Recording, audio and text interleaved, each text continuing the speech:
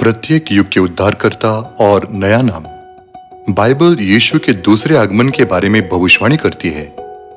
इब्रानियों अध्याय 9 आयत 28 में लिखा है, मसीह उद्धार के लिए दूसरी बार दिखाई देगा। जब यीशु फिर से आएंगे तो वह एक नए नाम के साथ आएंगे। फिर से आने वाले यीशु का नया नाम क्या है? परमेश्वर ने अपने उद्धार के कार्य को 3 युगों में विभाजित किया और हमें प्रत्येक युग में उद्धारकर्ता के अलग अलग नाम दिए हैं। मत्ती अध्याय 28 आयत 19 में यह लिखा है, उन्हें पिता और पुत्र और पवित्र आत्मा के नाम से बपतिस्मा दो। इसका अर्थ है कि पिता का नाम, पुत्र का नाम और पवित्र आत्मा का नाम है।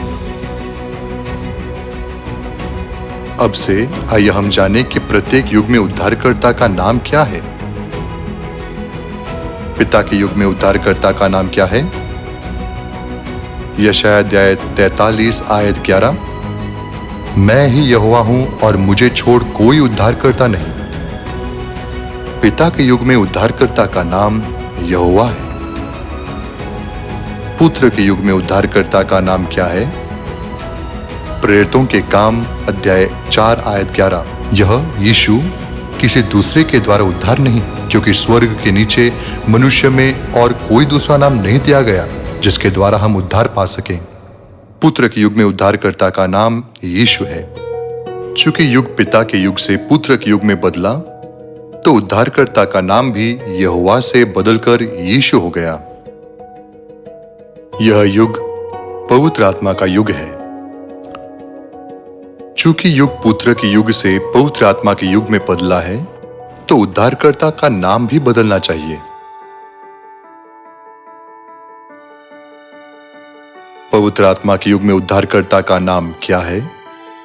प्रकाशित वाक्य अध्याय 3 आयत 12, जो जय पाए अपना नया नाम उस पर लिखूंगा। प्रकाशित वाक्य अध्याय 2 आयत 17, जो जय पाए और उसे एक श्वेत पत्थर भी दूंगा और उस पत्थर पर एक नाम लिखा हुआ होगा। यहां पत्थर यीशु को दर्शाता है। इसका अर्थ है कि यीशु का नया नाम मौजूद है और यीशु का नया नाम पवित्र आत्मा के युग में उद्धारकर्ता का नाम है। तब हम यीशु का नया नाम कैसे जान सकते हैं? हम केवल बाइबल के द्वारा यीशु का नया नाम जान सकते हैं। यूहन्ना अध्याय 5 आयत 39, तुम पवित्र शास्त्र में ढूंढते हो क्योंकि समझते हो कि उसमें अनंत जीवन तुम्हें मिलता है, और यह वही है जो मेरी गवाही देता है। पवित्र आत्मा के युग में उद्धार प्राप्त करने के लिए हमें यीशु का नया नाम जानना चाहिए, जिसके बारे में बाइबल गवाही देती है।